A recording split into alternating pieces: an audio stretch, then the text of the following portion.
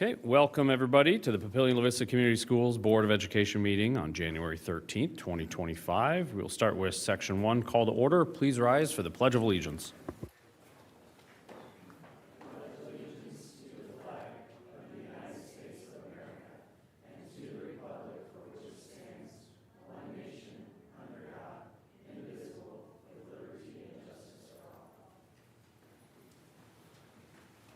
Okay, thank you.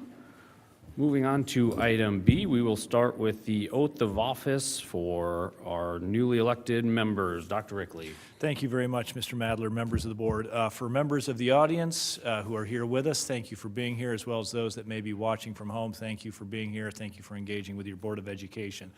I have the great privilege every other year to do what we'll be doing next on the agenda, and that is administering the oath of office. It is truly one of the things that makes this such a special place to live as a school district, and it is, of course, one of the hallmarks of this great country that we live in, and that is the peaceful transfer of power through the democratic process.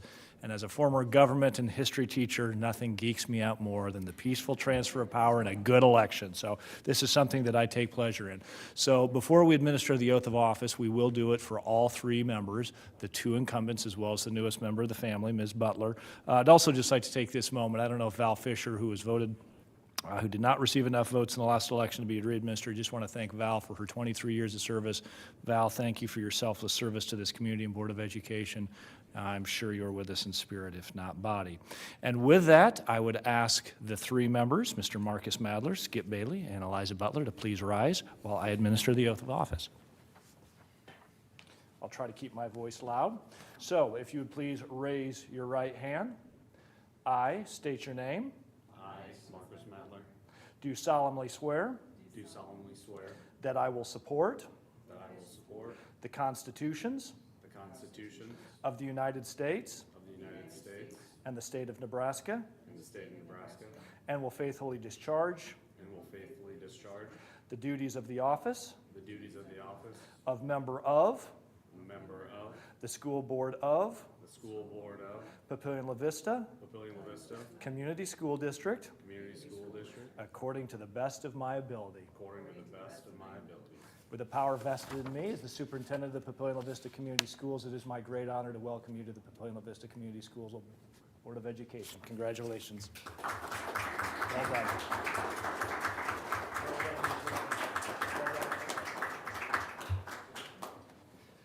Congratulations again to the three newly elected board members. We cannot wait to do the good work for this school board and this community. And with that, I'll turn it over to you, Mr. President. All right, thank you, Dr. Rickley. Moving on to item C, roll call. Mr. Madler. Here. Miss Lisa Wood. Here. Sorry. Miss Witt. Here. Mr. Bailey. Here. Miss Butler. Here. Mr. Lotus. Here. All present. Thank you. I'd like to note that we have the open meetings law posted at the entrance to the room. Moving on to Section 2, communications. We have some recognitions tonight. So, Dr. Rickley, over to you. Thank you very much, Mr. Madler. As the school board and the community is well aware, we try to take some time at least once per month to celebrate the accomplishments of either staff and or students. Very frequently it's matters of academics, sometimes athletics, sometimes it has to do with state level or national recognitions. But in all cases, they are individuals that have brought honor and distinction to the Papillion La Vista Community Schools. And we have an individual and his family here tonight that has done some pretty outstanding things. I will cut right to the chase on the award winner. It is Mr. Aiden Whitted, who I'm going to invite to the front along with his family here in just a little bit. I think I saw Coach Clem and Coach Wesson here. Coaches, thank you. Congratulations on another successful season and another successful championship run, where we just couldn't run our programs without you, coaches, so thank you. We are here, of course, to recognize Aiden. Aiden received the inaugural Penzick-Pellini Center of Excellence Award presented by the Mark Vincent Pellini Foundation. The award honors a Class A football player who displays excellent character, grades, leadership, and athletic ability. The award is in remembrance of Cole Penzick and Mark Pellini, two University of Nebraska centers who tragically lost their lives at young ages. A couple of other remarks about Aiden and his accomplishments. One, this is the very first time that this award has been given. What a tremendous honor, not only for Aiden, but for his school district in Papillion La Vista South High School to be the very first recipient of what promises to be an extremely distinguished career and an award. Second thing, it's not in my notes here, but if you followed Aiden's career here through at Papillion La Vista South, not only did he receive this award, and not only did he receive all-state recognition for his considerable exploits on the gridiron, but he was also named an academic all-state honoree.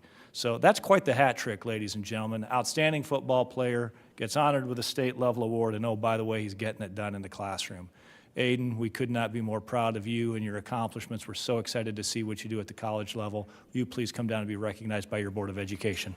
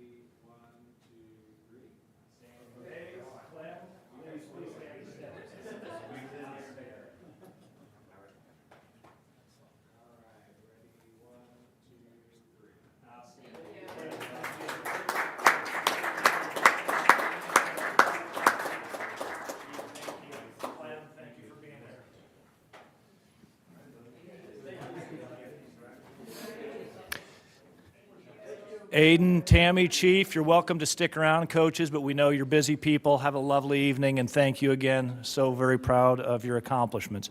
Mr. President, I'll have just a couple of other distinctions. I think we have a couple of other families that we'd like to distinguish. We're going to push that back to the superintendent's report, if that's okay.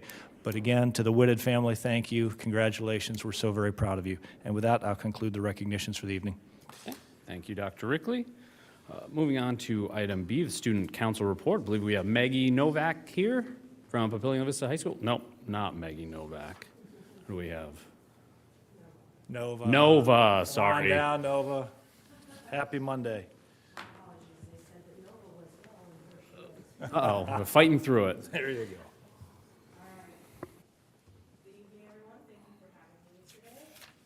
Quite a bit to go through for our report. So, starting off with the NCPA Academic All-State, we have had many recipients, so congratulations to the Fall Academic All-State winners. In girls golf, we have Morgan New and Audra Demery. In boys cross country, we have Cody Sass and Matthew Reiser. In boys tennis, we have Seth Halstead and Jacob Fegan. In volleyball, we have Ellie Mancuso and Aubrey Fenton. In girls cross country, we have Layla Phillips and Alexis Chaddick. In football, we have Kale Johnson and Garen Maley. In softball, we have Carly Bertolini and Avery Wolf. And in unified bowling, we have Seth Halstead and Austin Watts. Moving on to show choir, we started competition Saturday at Northwest Missouri State. All of our groups did great. Free Spirit took grand champions with best vocals, band, closer, and choreography. Monarchy took third, and by points, Heart and Soul fourth with best show design. Josh Spratlin won Best Performer for his role in Monarchy. Next week, they compete in Ralston. Moving on to sports, we've had a lot of great things happening in sports over at our high school. It was a great week for both boys and girls teams in wrestling as they celebrated their seniors. The girls wrestling team won their senior night duel versus Omaha North, while the boys did the same Thursday versus Millard North. Our girls closed the week out by competing in a large invite up in Columbus. Approximately 40-plus teams were entered, with Talia Astorino finishing second, Ruby Ryan fourth, and both Hoagland and Selig capturing fifth place. Both teams will compete in the Metro Tournament this weekend at Bellevue East. For basketball, Friday night, the Palace was a packed house as we hosted our crosstown rivals, the Titans. Both teams brought home the W. Girls were led by Reese Morto, who is now only 4 points away from our school record. Our boys shot lights and were more the physical and disciplined team. Great job, shout out to Coach Pope and staff as they took down the Metro champs. Catch us in action on Tuesday at home versus Lincoln North South. In bowling, our P-Town bowlers had a home duel last night versus Omaha Northwest. We walked away with each team winning by over 17 points. We are home again this Tuesday versus Elkhorn South. Please come check them out at Papio Bowl and head over to our house to see some hoops. And in swimming, moving on to the pool, we had a try last week at Lincoln North with Lincoln Southwest. Here are our top placers. In the 200 free, we had Kira Proms placing second, Colin Kahn with 200, and our 200 free relay also placed second, with Logan Miller, Colin Kahn, Nathan Classman, and Bennett Carrico. We are away at Tuesday at Millard West, and then we compete Thursday and Friday at Millard North. We also have many volunteering events happening over at PLHS. Color of Hope is coming up. Stuco and NHS will be making blankets for Project Linus as well as holding a food drive. And over winter break, we had several programs: ring bells for the Salvation Army, serve food at the local food pantries, and pick up trash around the community. And I would like to close out by wishing our juniors good luck tomorrow as they take their practice ACT, and good luck to our school's powerlifting team as they head to state next week. We have had a lot of great championships and a lot of great state tournaments won with our powerlifting team, so we can't wait to see what they do. Thank you for having me, and please enjoy the rest of your evening. All right, thank you, Nova.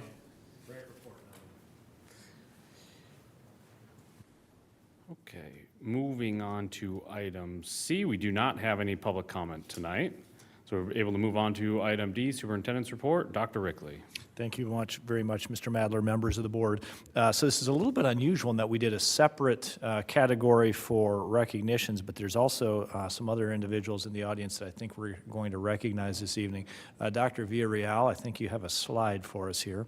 As I indicated before we introduced Aiden, Mr. Whitted, we talked about the number of students and the staff that we have in this great school district of ours that bring great honor and distinction every single day on the field of play, in the classroom, in their activities. And we have a whole slug of individuals that we would like to honor tonight, some of whom are with us, some of whom are not. But we have a number of choral students as well as band and orchestra. We have chorus up first. We had 4 Papillion La Vista High School students who made All-State Chorus, 18 Papillion La Vista South students who made All-State Chorus. They're under the expert tutelage of some really outstanding teachers. We couldn't be more proud of our choral students for the work that they did. This is no easy task to be receiving this recognition. Annually, the Nebraska Music Education Association, NMEA, provides an opportunity for high school students, all in grades 9 through 12, to participate in this honor ensemble. Students from across the state audition for this opportunity to perform under the tutelage of a nationally known conductor. Students will attend an intensive rehearsal period with the conductor, rehearsing for 2.5 days and concluding with events at the Lead Center for Performing Arts. So this is an outstanding opportunity for both choral and band and orchestra students. So you can see the choral students up front, the All-State Band recognition as well. We had under band, we had 7 PLHS students who made All-State Band or Orchestra, 9 Papillion La Vista South students made All-State Band or Orchestra. We could not be more proud of your efforts. For the students that we have that joined us this evening, will you please join us and be recognized by your Board of Education?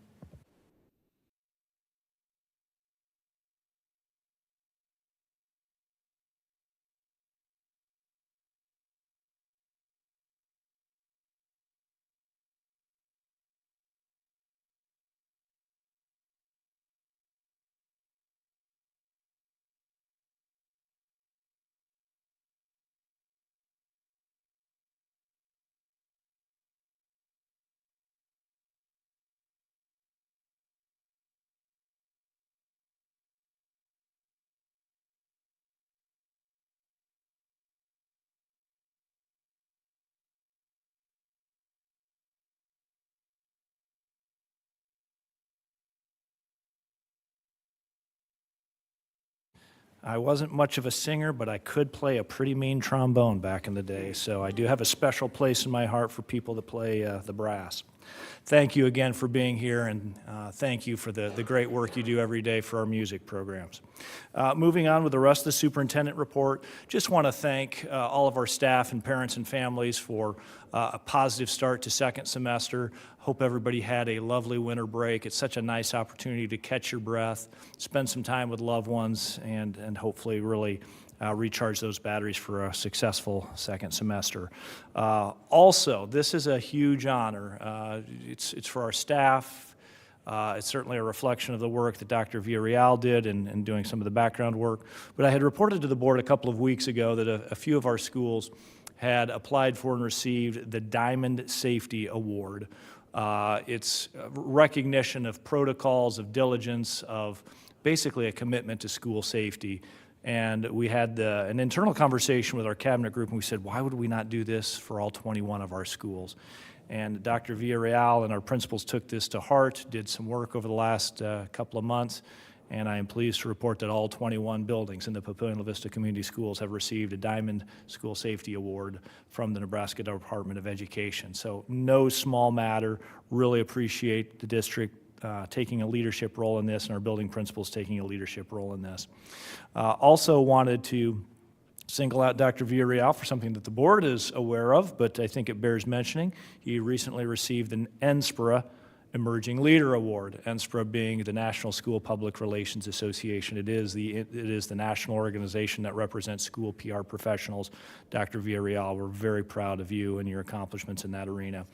Also, Mr. Richards and I have been spending a fair amount of time in Lincoln with the unicameral. We'll be having a more exhaustive and comprehensive report from Mr. Gay, either this next meeting in January or first board meeting in February, depending on how the agenda shapes up. But Mr. Richards and I have already made a couple of trips to Lincoln with the unicameral opening last Wednesday, and then we went back again last Friday to meet with Governor Pillen. A small group of school leaders met with Governor Pillen, went over some different budgetary options that he's looking at. I think he is fully committed to increasing aid to public schools. In spite of the budget shortfall that has been much publicized in the media, I think he's very committed to continuing to see the state take on a greater proportion of funding in our public schools. So we certainly welcome the governor continuing to meet with us in his commitment to our public schools. Also want to single out Ms. Siri and her CIAT team for aligning a whole bunch of resources and some board members for a external accreditation visit next week. 1 week from tonight, we will be sitting down and breaking bread with about 19 education leaders from across the great state of Nebraska. Their role is coming in, spending 4 days in our schools, concluding with an external team report on Thursday, a week from Thursday, where they will highlight what they have seen, the good stuff in the Papillion-La Vista Community Schools as well as possible improvement. So we'll start with dinner on Monday. They'll be visiting all 21 of our schools. That is a first, I believe. At least it is in my 12 years as superintendent. Very often when accreditation teams visit, they'll do a sample of schools. And sometimes that doesn't feel really good for the schools that don't get visited. So all 21 buildings will be visited over the course of their 4-day visit. So thank you, Shireen, for your extensive planning for that. And I will close with something very near and dear to my heart, and that is the PLCS Community Closet. Our next event is Saturday, January 25th at La Vista Middle School. Ms. Becky Myers, Dr. Myers informed me we're doing good on volunteers. But we know that this time of year, there's so many families that are struggling, and coats and mittens and hats and scarves are in short supply.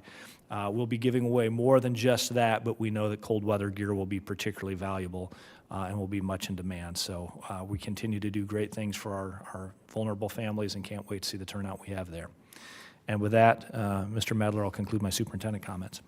Okay, thank you, Dr. Rickley. Moving on to item E, board reports.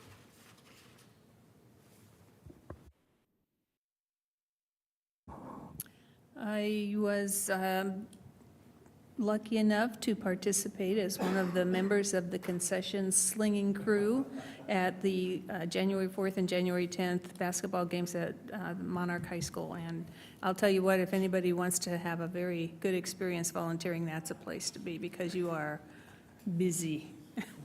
We ran out of popcorn actually at I think it was the Titan Monarch game, and we were constantly making popcorn, so come and help, it's fun. And when I asked her for popcorn, not only did she not give me a complimentary popcorn, I think she upcharged me slightly. So I'd just like the minutes to reflect that. And gave you all the old maids, yeah. I also attended a liaison lunch at Carriage Hill. The highlights there were the elementary ELA curriculum. I could not say enough good things about it. And the staff was just so complimentary of each other and their leadership in that building and the leadership at the district level. It's always really good to hear that feedback from those staff members. Well, I attended a wrestling tournament yesterday at Papillion La Vista South High School with several hundred other little athletes, male and female, and I just want to compliment, this is, of course, a community activity, takes place in our buildings, a lot of parent volunteers participating to make that work along with staff, and it was just well-run, stayed on time. When you have so many athletes, I think but they were very timely, very efficient. It was well run, and it was a great use of our facility for this community event. I guess Lisa and I attended a online Zoom maybe meeting last Wednesday, right? I guess you ran it, so I guess you would know. But yes, so it was good talking to a few of the. We didn't have many attend. Everybody's still kind of getting back into the swing of things. But I think Colby Coash did a nice job of kind of catching us up on everything that obviously with the session just starting. So obviously I know you and Brett have been talking a lot about, or will be talking a lot about this and everything. But it was kind of good to get a rundown of what the state is looking at as far as all the education bills and everything, and so. That was good. I was trying to think if there's anything else that was brought up. It was really, like I said, kind of a small meeting, but it was good to kind of catch up with a few people. I attended the Monarch Titan rivalry matchup on Friday evening.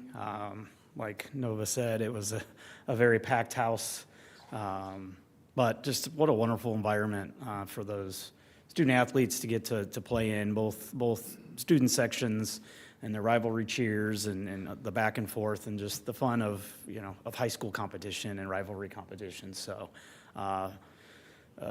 big thanks to the administrators and the staff of Papillion La Vista High School at the game. Obviously, both teams beat the Titans.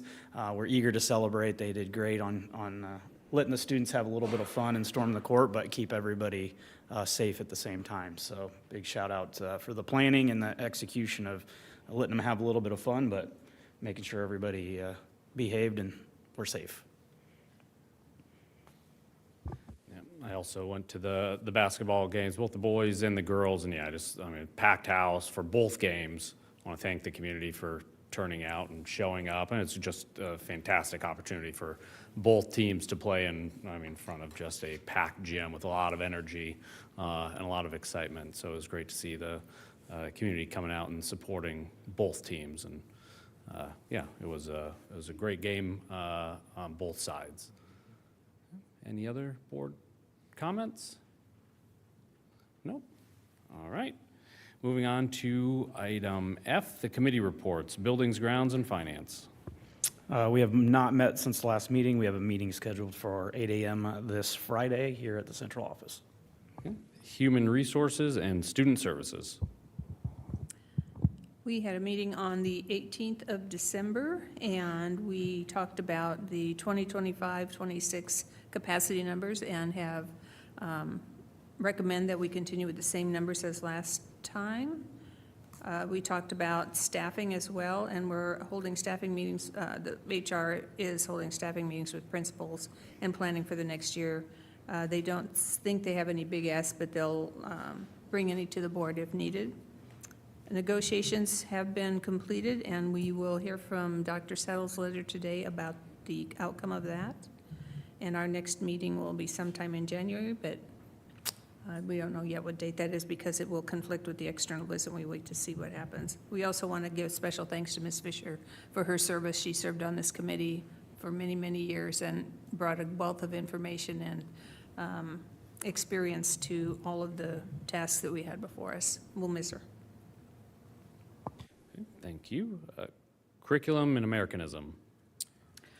And Ms. Fisher was the leader of this committee, so I will speak for her. We will be meeting tomorrow in the afternoon, and a lot of our upcoming visit will be a topic of discussion at that time. Okay, thank you. Moving on to Section 3, action items. We'll start with annual business, and for that, I will turn it over to Dr. Rickley. Thank you very much, Mr. Madler, members of the board. This is a formal process for electing our 4 board officer positions for our community members that may be watching at home or may be here in attendance.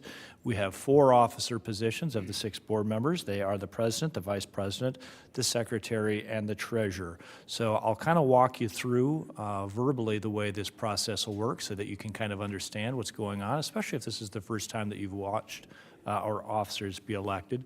And then we'll accept motions from the floor in terms of either an individual or a full officer slate. We'll proceed. Once that happens, and if a new officer, a new president specifically is named, we'll switch the president's position. The other positions will stay the same, and then we'll have a new seating arrangement at the next board meeting. So I will oversee this process only for the president. If we do just one position at a time, it'll only be for the president, but in certain cases, the board may choose to do all 4 positions at once, in which case it'll just be one motion. Once the president is elected, I will turn it over to the new president, whether it's Mr. Madler or somebody else. And as I indicated earlier, there's really 2 acceptable ways of doing this. We can either go through one at a time, each of the 4 officer positions. More frequently, what this board has chosen to do in the last couple of times we've done this election is they've done a slate of officers. That is, they'll do one motion with all 4 officers with one person, obviously, per position. It does not require a second, so whether it's an individual nomination or a full slate, it does not require a second. A board member may choose to second it, but it is not required. When there are no other names or other slates offered, the nominations are closed. A motion is not required to close the proceedings. Again, if the board wants to, for the sake of closing it, they certainly can, but it is not required. We will, if there are multiple officers nominated or multiple slates, we will distribute ballots, and Ms. Baranko will take care of that. Any questions from the board on the process or the protocol? Seeing no questions from the board, I would accept either an individual nomination for the president or a full slate of officers.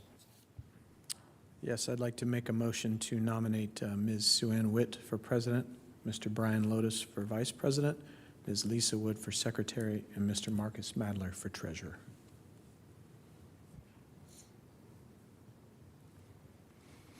A second is not required. Does anyone want to make a second? I will make a second. We have a motion by Mr. Bailey and a second by Mr. Lotus. I'll pause for a moment to see if there are any competing slate nominations. Seeing none, we have a motion by Skip Bailey, a second by Brian Lotus. Sue Ann Witt, president. Brian Lotus for vice president. Lisa Wood, secretary. Marcus Madler, treasurer.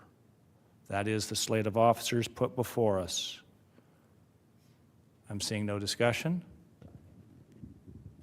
Ms. Baranko, roll call, please. Mr. Lotus? Yes. Mr. Madler? Yes. Ms. Wood? Yes. Ms. Witt? Yes. Mr. Bailey? Yes. Ms. Butler? Yes. Motion carried. Motion carries. Congratulations to our new president. Thank you to our outgoing officers.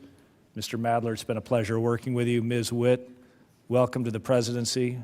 I look forward to working with all 6 of you. Thank you very much. And with that, I'll turn it back over to our new president, Ms. Sue Ann Witt. Oh, she's actually taking the chair. She's taking, she like.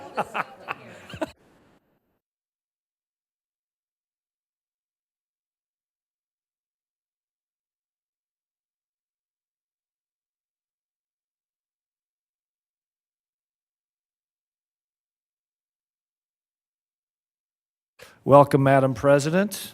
The floor is yours. Okay, then the next item on our agenda is an action by consent. I will turn that over to Dr. Ickley for announcing it. Thank you, Ms. Witt. So we have 5 items on the agenda if you're watching at home or if you are following along in the audience. We have 5 items that the board transacts every single January after we've done the election of officers. Number 1, authorizing the vice president to sign in absence of president, secretary, or treasurer. Item number 2, authorizing the superintendent to sign for all monies, title funds, federal, state, and county monies, and bank business. 3, authorize the use of a facsimile stamp. 4, designate depositories, that is, our banking relationships. The depositories are American National Bank, Pinnacle Bank, PFM Asset Management, Limited Liability Corporation, U.S. Bank, and 5 Point Banks. And finally, number 5, designate the Sarpy, Times, or other papers of general circulation as the official newspaper for notification of meetings. Additional posting locations if needed, Sarpy County Court, both high schools, Papillion Public Library, La Vista Public Library, and the district website. Those are the 5 items for your consideration for the action by consent. And do we have a motion to accept the action by consent? I'll make a motion to approve the above noted items relative to the 2025 annual business. I will second. Any discussion? Roll call? Mr. Bailey? Yes. Ms. Butler? Yes. Mr. Lotus? Yes. Ms. Witt? Yes. Ms. Wood? Yes. Mr. Madler? Yes. Motion carried. Our next item, item C, are the 2025 board meeting dates. I see that you are also responsible for this, Dr. Ickley. Thank you very much, Ms. Witt, members of the board. So as a matter of practice, the board meets every month, twice a month, on the 2nd and 4th Monday, 6 p.m., always at this location at 420 South Washington Street, unless otherwise noted. Occasionally, we will hold retreats, but they're always posted publicly and done in a manner consistent with our regular board agenda. Just so that we have them read in the record, I will go through all of these meetings. Starting with the month of January, the 13th, our first board meeting of the new calendar year, and the 27th. In February, we'll meet on the 10th and the 24th. In March, we'll meet on the 10th and the 24th. You will see in parens when we have a 5th Monday, we have the option of meeting, and depending on how much business is before the board, we may or may not choose to meet on that 5th Monday. So March 10th, 24th, and the 31st. In April, the 2 meetings are April 14th and 28th. In May, it's May 12th and 26th. That meeting is generally not held, as you will see in the notes, because that often falls on Memorial Day holiday. In June, we have a 5th Monday, June 23rd and the 30th, if we choose to meet. July, 14th and 28th. In August, it's the 11th and 25th. September, we have the 5th Monday, the 8th, the 22nd, the 29th, if necessary. October, 13th and the 27th. November, 10th and 24th. And in December, the 8th and the 22nd. Very frequently, the second board meeting in December is also canceled because of the Christmas holiday. Those are the dates for consideration for the board meetings for the upcoming calendar year. Thank you, Dr. Ickley. Is there any discussion? If not, we'll need a motion for this action item.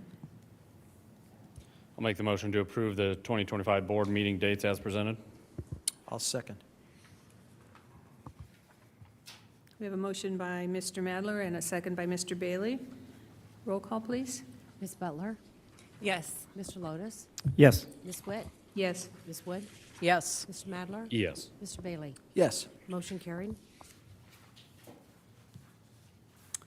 Our next agenda item is the placement of members of the board on committees and other representations on state and local committees and organizations. And Dr. Ickley, would you please present the item? Thank you very much, Ms. Witt, members of the board. So as the board and the community is probably aware, we have 3 standing subcommittees. As a general rule, they meet once a month for approximately 60 to 90 minutes. In some cases, the subcommittees will meet more frequently. For example, Human Resources during negotiation season meets quite a lot, as you'll hear later on. So I will go through each of the subcommittees as well as the other designated committee assignments that each of the board members will sit on. Buildings, Grounds, and Finance, which is chaired by Assistant Superintendent Brett Richards. The proposed chair is Marcus Madler, with other members being Elizabeth Butler and Brian Lotus. The HR Student Services Committee, which is chaired by Dr. Katie Settles. Proposed chair is Brian Lotus, with Ms. Sue Ann Witt and Ms. Lisa Wood. And the Curriculum and Americanism Subcommittee, which is chaired by Ms. Serene, which is overseen by Ms. Serene Siri. Proposed chair is Skip Bailey, with Sue Ann Witt and Lisa Wood. Those are the three standing subcommittees. In addition, we have an NASB delegate, which includes legislative representation. Proposed, Marcus Madler. Maybe, Metro Area Board of Education, that is the acronym for Maybe. The Maybe representative to the NASB Board of Directors proposed is Skip Bailey and Lisa Wood. PLCS, foundation representatives. The district has long sent representatives from our school board to serve on our foundation. Mr. Skip Bailey is the proposed. The Teammates Board representative, at least one board member has traditionally served on the Teammates Mentoring Organization, that is Lisa Wood. GNSA legislative representatives, GNSA, Greater Nebraska Schools Association, it is that association which represents the district's legislative interests with a particular focus on school finance. Those proposed individuals are Marcus Madler and Elizabeth Butler. The district student wellness representative is Mr. Brian Lois, and finally, the school safety and security representatives are Elizabeth Butler and Brian Lotus. I believe that is the full slate of subcommittee as well as other representatives. Ms. Witt. Thank you. Now, this does not require a motion. However, any member whose name was read and they do not want to serve on the association or the committee that they have been recommended for, please let me know and we'll rearrange it. Thank you. On to monthly business. We have an action by consent for our regular monthly business. I'll make a motion to accept the action by consent items as published. I'll second. We have a motion by Mr. Bailey and a second by Ms. Wood. Any discussion? Roll call, please. Mr. Lotus? Yes. Ms. Witt? Yes. Ms. Wood? Yes. Mr. Madler? Yes. Mr. Bailey? Yes. Ms. Butler? Yes. Motion carried. And the last action item on our agenda is the Papillion La Vista High School renovation guaranteed maximum price. Mr. Richards. Thank you, Ms. Witt. Good evening, everybody. Seems like a long time ago since we've met, but Mr. Greg Steerin was here from BCDM to kind of review this project with the board and the community at our last meeting. So this project will be done by Sampson Construction. It includes the renovation of the auditorium and fine arts classroom areas, adding storage to the back of the theater area, and adding on a PE turf classroom area north of the main competition gym. This project, if approved, will begin once school gets out and is scheduled to be done fairly quickly by the end of 2025. The guaranteed maximum price brought forward by Sampson Construction is at the upper end of our budget, but we feel confident enough to recommend this to the board tonight at $5,365,753. And I would be happy to entertain any questions you might have since the last meeting. I'll make the motion to, one, approve the construction of the Papillion La Vista High School renovation and addition projects as presented with the guaranteed maximum price from Sampson Construction of $5,365,753. And to two, to delegate authority to and authorize the superintendent of schools or assistant superintendent of business services for the school district to sign, execute, and deliver such construction contracts, sign and approve any change orders, pay the contract price and expenses related to the construction projects, and take all other action necessary to complete any requirements or obligations under the construction projects and contracts. Second. We have a motion by Mr. Lotus and a second by Mr. Madler. Is there any discussion?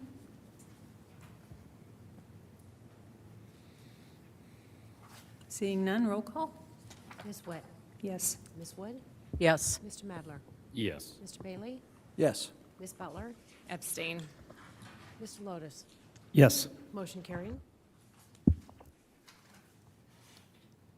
Okay, section 4 on the agenda, discussion and information items. Our first one is the voluntary separation update, and I believe that's Dr. Settles.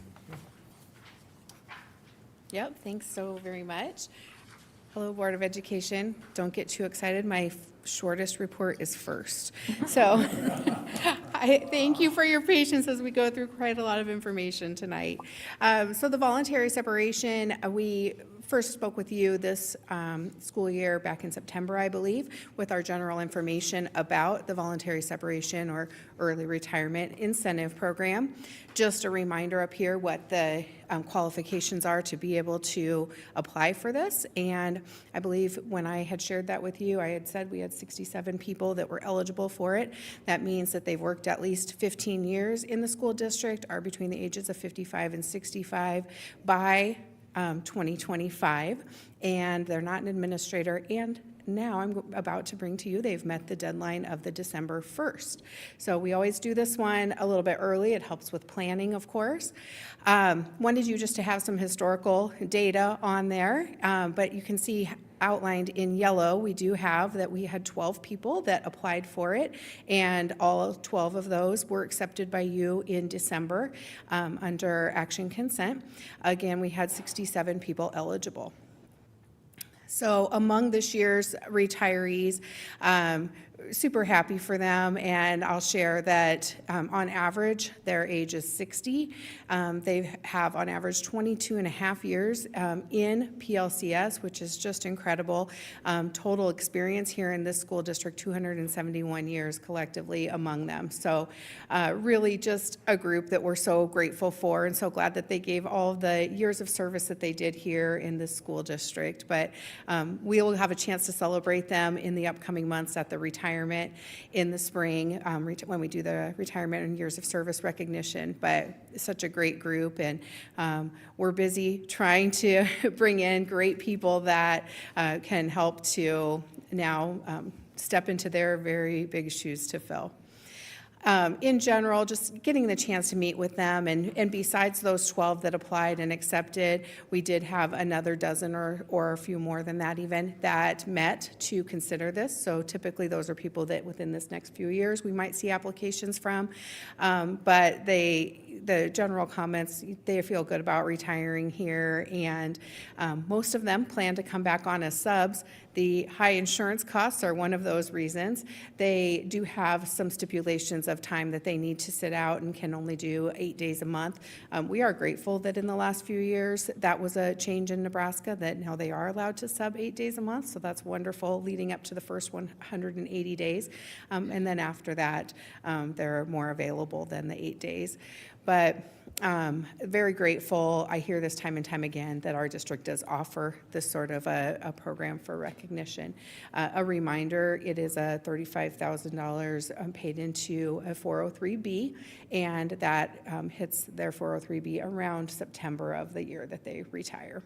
So that's all for that, but I would entertain if there's any questions. Dr. Settles, can you remind me who is eligible? I know you went through, like what roles are eligible for the early retirement? So our certified positions that are non-administrators are those that qualify for those. And how does the program compare to other districts? Do we know? There are some districts that have gotten rid of it altogether and don't offer it. Our program is right in line with state law and what state law put into place, I think back around 2017 for the TARP, the Temporary Early Retirement Incentive Program. Gotcha. Thanks.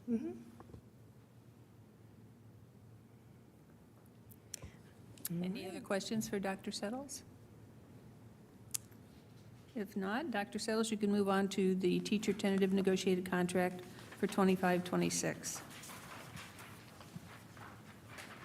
I would like to say, though, that I was on the PLEA negotiation team, or the district negotiation team, and we met 7 times with representatives from the Papillion-La Vista Education Association. We had an extremely robust discussion at all of those meetings, and it was a really good experience, so.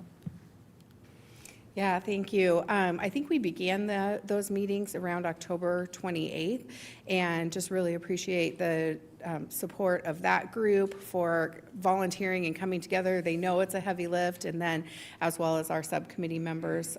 So thank you very much for your involvement. You have details shared with you now in a little pile near you. I was unable to attach those on Friday because we did not have a voted upon agreement yet. So that vote did close last night, and I am told by Ms. Lindsay Wilson, our PLEA president, and our chief negotiator from the PLEA side of things, Austin Bolton, that that did pass overwhelmingly. So that's great news. So here to share today, and I believe some of our negotiating team is here today, Austin and Carrie, and thank you for being here. So wanted just to bring forth some of this information to you to consider what you have in front of you. First of all, it's not redlined, it's green-lined. I'm not sure why, but it's green-lined. And that it would be all of the changes that are in there. Then your next copy that you have is the clean copy of the agreement, which is, of course, still in draft format. And then finally, just one additional document that I wanted to share with you that kind of came from negotiations. So just to kind of give you some details regarding the agreement, the tentative agreement, pending your vote, and we will likely be bringing this back before you on January 27th for a vote. But as we did begin our meetings, we had some goals that were similar from both sides, and that's always nice to see. But you'll see in here, we really wanted to be able to do the very best that we can for the staff that we have here. Our number one goal included adding money to the base, and that is something that we see is able to benefit absolutely everybody in the agreement, so that's a nice piece to have. We also wanted to be able to maintain our insurance benefits. This is something that when any changes regarding insurance start to be discussed, that makes people around here very nervous because they really feel strongly, and they're right, that we have an excellent insurance package that we have through the EHA. We're members of the EHA, as are most school districts in Nebraska, but increasingly there are several around the metro area that are not, and we know that our insurance benefits through Blue Cross Blue Shield with the EHA are very popular among our staff. And then finally, in the times that we're living in, what are those things that we can do to make sure that we're keeping these great employees that we do have, and also not only retaining, but also having something that's attractive to be able to recruit new employees. So a summary of our tentative agreement. So first of all, this is a one-year agreement, and we have become somewhat accustomed to a two-year agreement. With the time that we're living in and with some unknowns in the legislature, we thought it was prudent to do a one-year agreement. So we'll come back together later on this year to meet again for next year.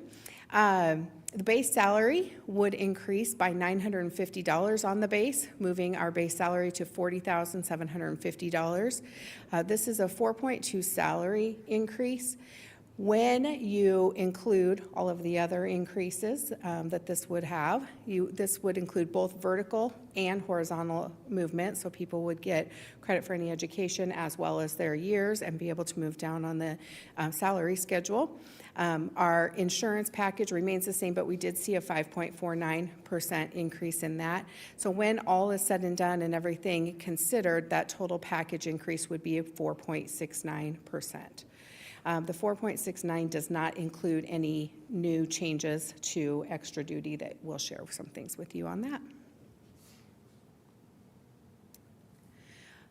Next up, just with the numbers that I just gave you, the average employee in this agreement would see an increase of $2,590.27. So monthly, that does equate to an average increase of $215 if you're spreading that out through the 12 paychecks of the year. We kind of went into some details to share how that is figured out, but it does include people's current rate of pay, which would include their extra duty and such. So it's not able to be figured just a straight up, I'm making this much right now and let me add 4.69%. So you do have to figure it based on each individual. We did do a comp study, as we do every year that we negotiate, and had 10 other school districts that were considered in that, and we feel really good, this group does, about where this would keep us, because it keeps us well above the midpoint in our array, and I think we have a lot of nice, attractive features here to be able to get staff here in PLCS and keep them here.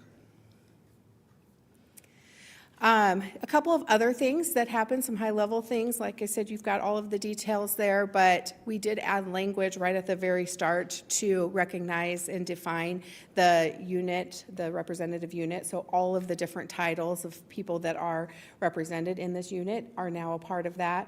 And we also looked at the plan time, or the blue sheet compensation. That is currently sitting at $32 an hour and would move to $33 an hour. The activity pay, which is not something we previously had in the negotiated agreement, it's something that we just had discussions on every several years. That would now move to $20 for working events, for supervision, ticket taking, keeping clock, being a line judge, all of those types of things. The question did come up, can elementary staff work at those? And absolutely.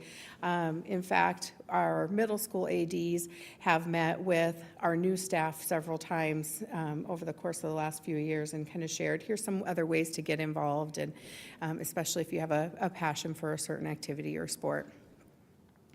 One change in our accumulated leave, we already give 12 days of accumulated leave per year for paid leave. That would remain at 12, but rather than 3 of those to be able to be used for personal leave, those would now be 4. And with those, it's not a use it or lose it situation. Those go into their accumulated leave bank, transferring in to be able to be used for sick leave in the future if they're not used in a certain year. Sick day exchange program would remain available for those as an incentive for if you've been here for 10 years or more. And it's been something that has been kind of a nice addition for some of our staff in the last several years. There also is a little bit of a change in bereavement leave. So previously, for the loss of a spouse, child, or domestic partner, that was paid at 5 days, and that is now for 10 days. Paid days. One thing that doesn't affect a whole lot of people in the agreement, because we don't have a whole lot of nurses, but we do have 9 people that are affected by this, and I think this is a really nice addition. We have our section on nurses, you'll see, has changed in the agreement, and now our nurses would have their own salary schedule. So rather than an Appendix A1, we now also have an A2, which looks very similar, as you can see, to what our teachers looks like. But this would allow for our nurses to be able to get credit for the continuing education units that they are required to get to maintain their nursing certification. Some of those also have and may continue to decide to further their education, so you'll be able to see across the top there that you can utilize that for increased education credit or CEs. I feel really good about the work that was done with this. We did quite a lot of research along with PLEA, and I think this should be something very helpful. Some changes in extra duty, and you have all of those outlined in your green-lined pages there, but we did reorganize the way that those look. So where there's been some changes, not a ton, the big change that you'll notice right away is they're now reorganized by high school, middle school, and elementary, and then by seasons of fall, winter, spring. There also is a section for the district.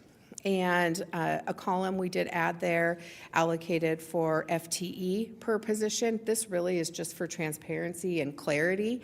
As we have made some changes over the last couple of years and worked really well and transparent with the ADs at the middle school and high school level, we felt that it was necessary, just let's put it out there so that we all know what we're working with here. You'll also see that those are FTEs, so sometimes people may split. So you might have a 1.0 position being split between 2 people, then that still is just 1 FTE, and they would each get half of that FTE. We worked on some titles, just making those more consistent, and we did add some different positions and make some adjustments, mostly to reflect some of the activity needs with added student participation. However, a couple of things that really impact across the district, we added a crisis prevention intervention team stipend. So that is, right now, we already have people in those positions, but paid at no extra duty. Those are people that there's 4 of them per building, and they do have to drop everything at any given moment and go to the aid when a CPI call is made.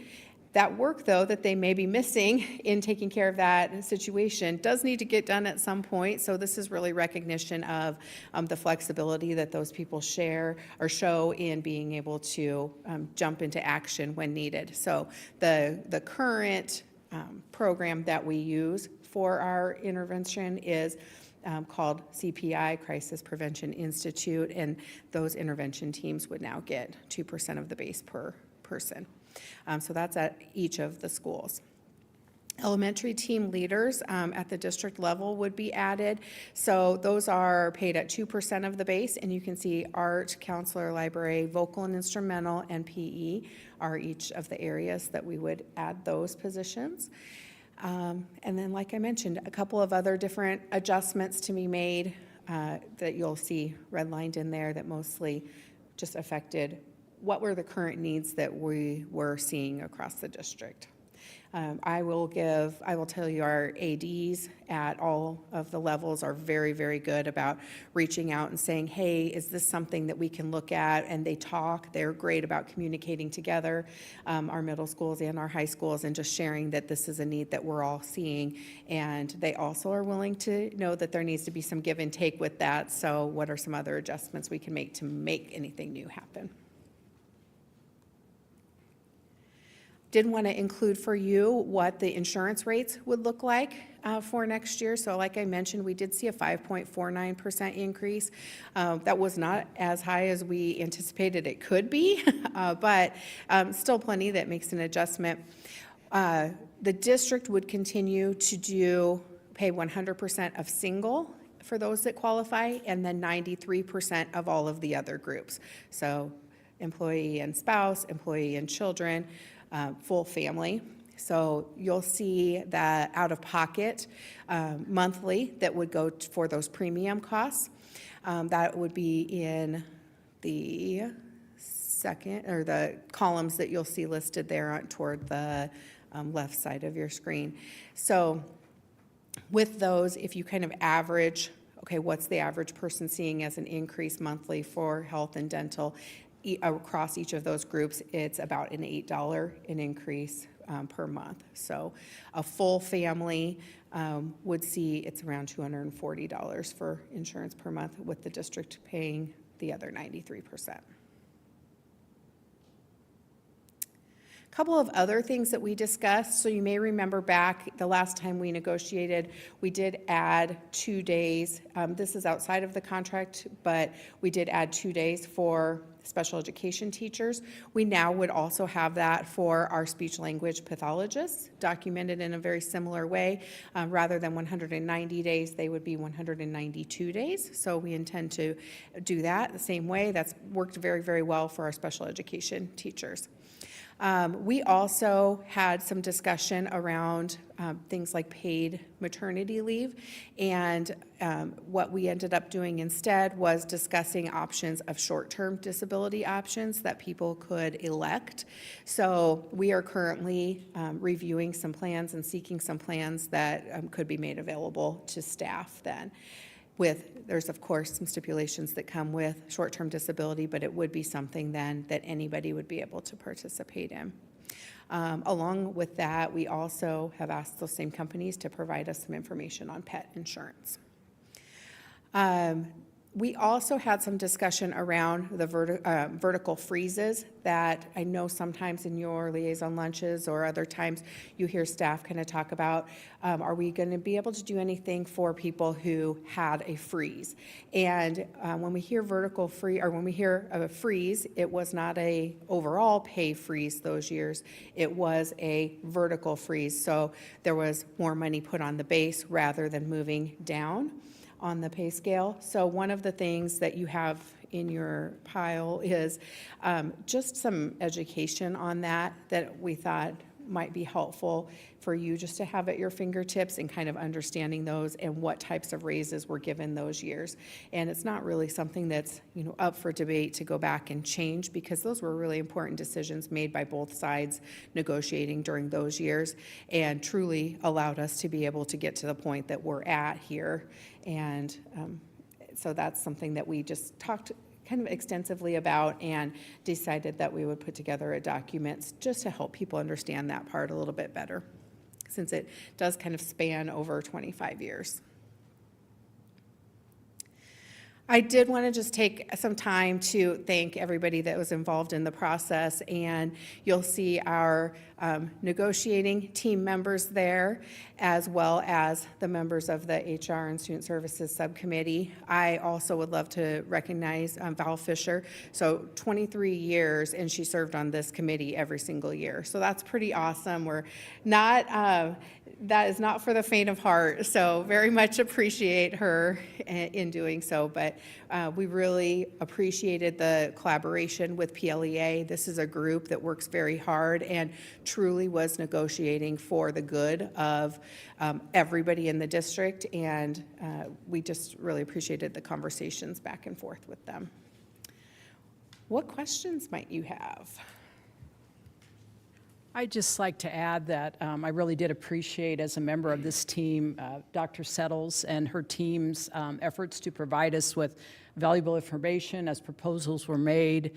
They provided us the information we needed so that our discussions could be rich and informed, and that we could come back and have a meaningful discussion. I also want to thank Dr. Settles herself for her professional and positive manner in facilitating the discussions and helping us to move forward, and also to recognize the PLEA members. I really appreciated, they had a very diverse team. They included high school, elementary, special education, specialists, nurses. So they were really negotiating, I felt, for all members of the PLEA, which was great to see such a diverse group. And I know that they put in a lot of time outside of their school day doing this very difficult job for their association and for all teachers in the district. So it turned out to be a very positive process, and I just appreciate the work done by everyone involved. Thanks for going over all the information in the contracts, Dr. Settles, and thanks for all those that spent time on it. Mr. Richards, how do you feel about the contract as far as setting the district up for how we're going to be able to handle and pay for the contract going forward? Yeah, and we've discussed this a little bit on our Buildings, Grounds, and Finance Committee. This is one that will require a supermajority of the board to access some additional funds for 25-26 because it does go over that 3% threshold. So I think, we've kind of, some other districts may have done that the last couple of years with the new law. We've kind of held back a little bit and, kind of adjusting to the new law because we have the cash reserve to do so. So this will be a time when we will need to access that for next year. And then, Dr. Settles, looking at the contract, there's no page numbers, unfortunately, but if I count it, page 7, the top of page 7, talking through the dental insurance. I think there's just a typo on the dates. It says the third line, maximum rates for the 25-26 will be published March 1st of 2026. I think that's 26 and 27 for those maximum rates, but I can send you that.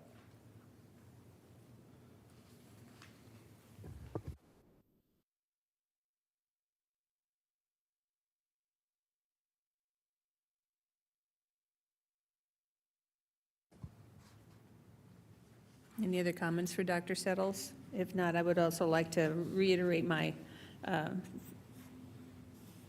thanks to PLA for their participation. The teachers are incredibly important to this district. We want to make sure that they're taken care of. So to be able to stay competitive, we need to make sure that we can pay our teachers what we are able to do. And so we're hoping that when we have the discussion next week or next meeting to discuss the contract, that we are able to come to agreement with that.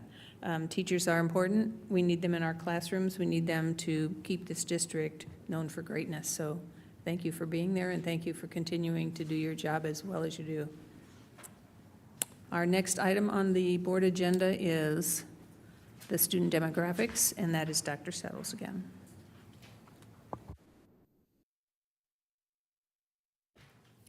Okay, as we start to prepare for 25, 26, back, if you'll recall earlier this fall, we were able to come to you, tell you these are kind of our projections, but we always measure everything on our October 1 numbers. So those are due October 1 to the state. There is quite a lot of time spent after that with still some cleanup of items that come back and forth with that. So now we do have an official report to be able to share with you about our, not only our students, but also our staff.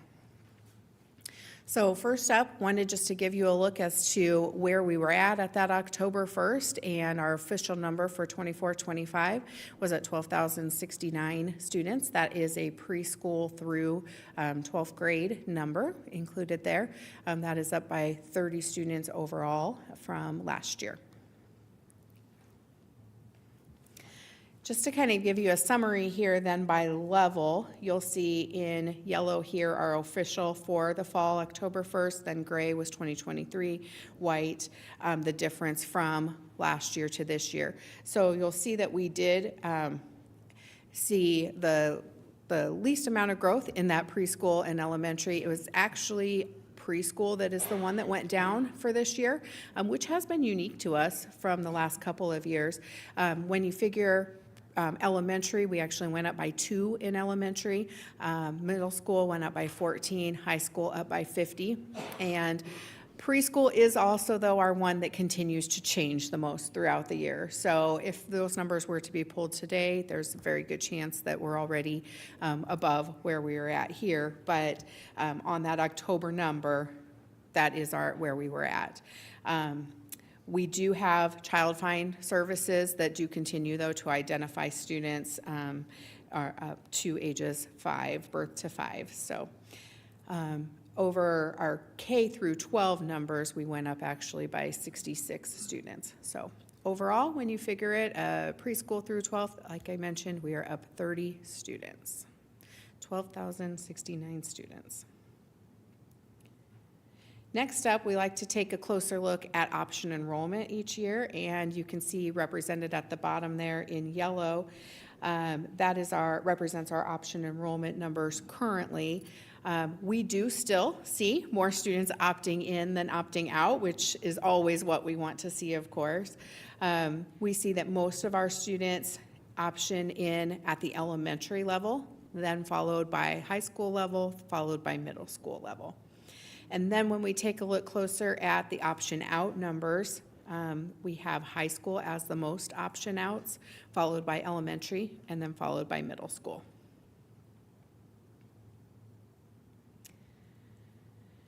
Our closed schools for this year did remain Ashbury and Prairie Queen. I do want to make just a note that just because other schools are not on here does not mean that they have not reached capacity in certain grade levels. So that's something that we're constantly monitoring. Something we do annually is review all of our numbers and our growth trends and make recommendations for what should remain an open and closed school for the following year. Ashbury did grow again this year by over 45 students, and at most of our elementary schools, though, we were able to accept some option enrollment students. For 25-26, it has been determined that our schools that will remain closed are Ashbury and Prairie Queen. Now, again, we have reached program capacity at several of our other areas too, both grade levels. That can be due to staffing, that can be due to program availability, but overall, these were our two schools that closed, but we've reached capacity at a lot of grade levels at a lot of our buildings too. That's a great segue into average class size, and I think just recognizing the increases of our student learning needs as we continue to grow, we really do try to maintain manageable class sizes. I think we do very, very well with this here in this school district. It is important to note that this is an average, so it's something we monitor all year long on a weekly basis, but we really do appreciate the board and listening and asking questions and giving us feedback when we do have asks of you, but I know it's been very important to you as well to maintain manageable class sizes. We do aim to be very, very careful about any growth positions that you give us because we want to make sure that they're absolutely needed. So we did maintained class sizes very well from last year at all 3 grade levels. So very pleased at where we're at. As far as our students here in PLCS, we find it also very important that we take a look at what are our ethnicity demographics. So this is a self-reported area for both students that report as well as staff that report. And we did see our total number of non-white students increase again this year, this time by 1.5% over last year. So we went from 27.85 to 29.33% of our students. Out of this area, our Hispanic population is the highest, followed by those identifying as 2 or more races. And nearly all of the areas did see increases this year other than our white students.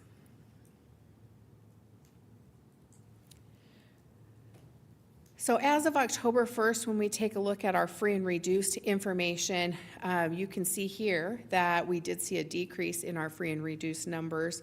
And this was after seeing an increase the past couple of years. So we have a couple of theories, of course, for that. You can see overall as a district, as of October 1, that number was sitting at 24.1%. Again, that's another one that's very likely already up because we are able to continue to accept applications all year long. A great number to note there, you can see where we were at last year, October 1. Was 27.85%. We finished the year at 30%. So couple of things, couple of reasons why we believe this is happening. So first of all, we do have at our 5 title buildings with the federal program, the community eligibility provision allowing for the free breakfast and lunches. So unfortunately, there probably are some people who haven't applied for the free and reduced information, although we really encourage people still to do so because it does help with other areas besides the breakfast and the lunch. Also, during COVID times, there was at the state level some automatic approvals. So if you had already been approved from a previous year, you did not have to redo the waiver. And so we do still get calls every week of people who are saying, I should be on that list, the free and reduced list, but I'm not. And it's because the waiver is no longer automatic. So people do have to now go back into the state and make sure that they're applying that. So we talk people through that all the time, but I think very important to keep in mind. As far as our military percentage for per school, you can see that we've got all of our schools listed there. Anderson Grove remains the highest at the elementary level as far as population goes with 18%, and that's our highest throughout the entire district, our largest military school. That's followed very closely by Bell, then Rumsey Station, then Golden Hills, and Patriot at the elementary level. At the middle school level, Papillion Middle School has our largest military population with 10.71. In case you don't have your readers on. It's kind of a chart that's a little tricky to read. And then at South, that's the highest at our high school level with 8.39% of their students. So overall, our district percentage of military students is slightly up at 8.06.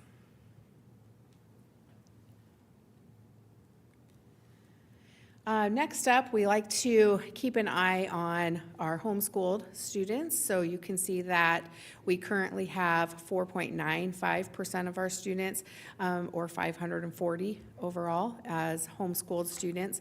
One thing to note is we do have some students who are considered homeschooled, but do come for 1 or 2 classes. And so that is something that we see particularly at the high school level.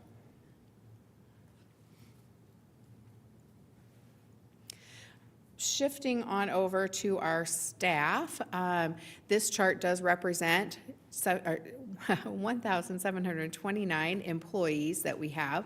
When you figure those out on a 1.0 FTE full-time equivalency, that equates to 1,573 FTE positions. So those 1,700 staff are represented here in the chart. I think important to note that 77%, when you figure in all of the staff that is working directly in classrooms with students. And I love seeing that. I think it really shows that we're putting a lot of resources closest to students where we can help the most. But I also just cannot stress enough the impact that all of those other positions do have in making sure that things are continuing on and keeping the trains running on time. So our custodians, drivers, riders, paras, food service, clerical, all of them really do make an impact on our students in very meaningful ways. So important to remember that. Our number of full-time employees, or our number of employees, 1729, did go up slightly from last year, and that's a good thing because that means we were able to fill more of our positions. So we do continue, though, to have unfilled positions, especially in the area of paras. We're always hiring riders, drivers, food service, so those positions do remain open. And I wanted just to make sure I gave a shout out for that this is a great place to work, and hope that we can see some increase in that again next year. We also like to annually just take a look at all of our teaching positions and just evaluate, okay, where are we at on certain data points comparatively throughout the state of Nebraska. So on average, our teachers have 14 years of experience, and we love seeing that, of course, and fall slightly above the state average there.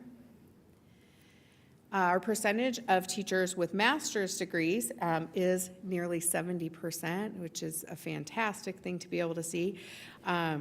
A statewide average of 58.5. So we like that we've got 70% of our teachers and some that actually hold multiple master's degrees. So among that, our teaching staff, 672 masters, and this is our teaching staff. These would be all non-administrators. So 672 master's degrees. We have 21 ed specialists. We've got 10 doctorates, and again, those are all among our teaching staff, so pretty fantastic. We do also have 46 of our certified staff that hold national certifications. So the most common areas that we see those are our counselors, our school psychologists, our speech language pathologists, and assistive technology specialists. So absolutely love seeing people push themselves to that high of a degree. So our starting salary this year for teachers is $39,800, and we are in the second year of a 2-year contract. And you can see here the average teacher salary is $64,489. That does show and reflect that we have a high number of teachers with master's degrees, and also many who have well beyond a master's too. When you figure in our salary and benefits based on family insurance for a first-year teacher with a bachelor's degree, our total comp is $71,150. So that's our starting compensation.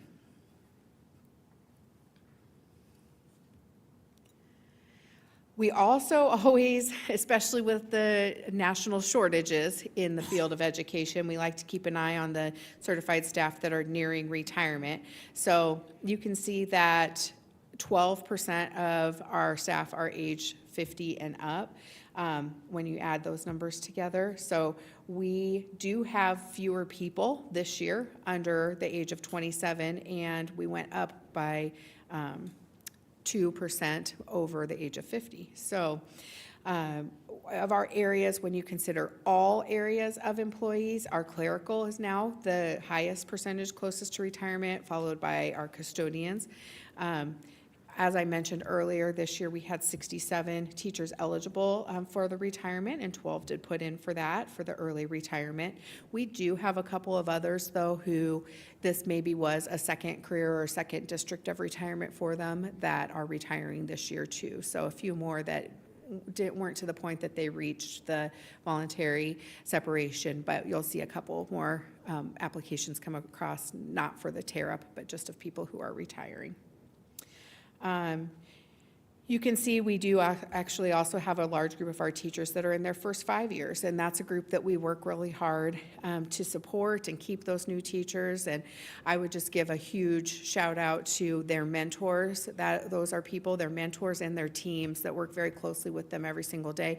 Those people are just absolutely 100% crucial in keeping those people in the first 5 years, which is a very trying time when you're in the first 5 years of your profession. Our principals likewise have regular meetings with their newer staff, just making sure that people are in a spot that they're feeling supported. I'm really proud that this is a district that is known to be a grower of teachers, so I think that really speaks to that.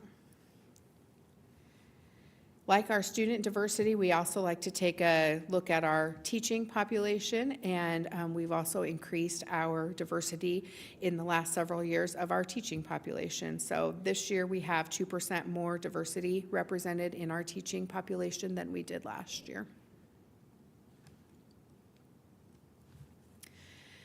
Our next steps, as Ms. Witt mentioned, we have been meeting with all of our schools and talking about needs for next year. I don't anticipate any big asks, but anything that we do determine will be coming to you at a future board meeting. So as we consider and keep working on our planning for 25-26.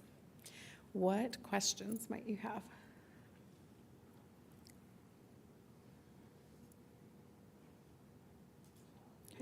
There's a lot. I will send you all a PDF of it so that you have it.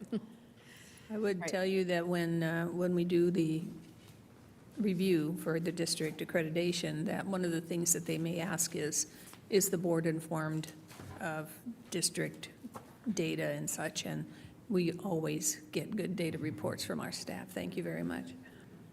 Any other questions for Dr. Settles on the student data and teacher data information?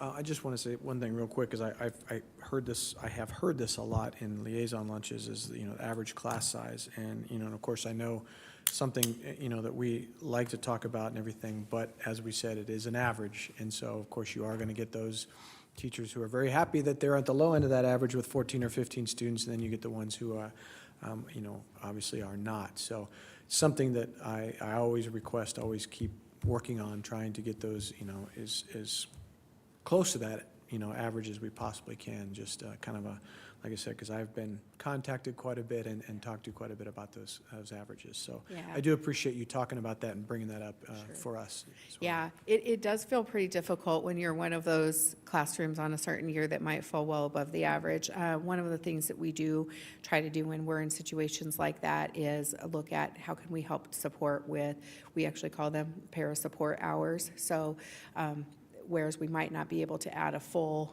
teaching position, if we can have some additional para hours that can help support with some of those larger classes and allow for some smaller group things to be able to occur. That's one of our areas that we try to support in that, because it's pretty real when you're feeling the really high end of that. But you're right then, and then there's other years that they're consistently lower, so that's a good thing too. Yeah. Thank you. All right, our last item for discussion is the review of Policy 1000. Dr. Villarreal, our emerging leader, would you like to speak to this, or shall we just? Thank you, Ms. Witt. Dr. Villarreal is the overseeing administrator. So for the 1000 series, well, and to back up, I think this is probably a good teachable moment, just as a reminder to our staff and parents and people that may be watching at home. This district goes through its policy book every single year, and we do it very sequentially in the very first month of the year, calendar year, January, we go through the 1000 series. In the second calendar month of the year, February, we go through the 2000 series, and on it goes until we get through the 8000 series. So this being January, we will be looking at the 1000 series, which specifically deals with communication, public relations, and related topics. So this evening, we're just talking about distributing it. So if board members would take a look at the 1000 series, if you have any suggestions, recommendations, or amendments, please send them to Dr. V, and then we will bring that back to the next board meeting for possible approval or discussion. And I believe that's all we have for the 1000 series. Ms. Witt? Thank you. All right, last item of the day is our future board calendar. On January 14th, there is a liaison lunch at the Ideal Building with Mr. Bailey. On the 20th, there will be no school. It is a staff development day. On the 24th, a liaison lunch at Trumbull Park with Miss Butler. You're going to have so much fun. And on January 27th, a Board of Education meeting at 6 p.m. here in the building. And I believe we need the board to stay after to sign. Now that we've had a change of leadership, you need to stay and sign some forms. Is that correct? Okay, thank you. With no other business before us, we will adjourn the meeting at 7:25.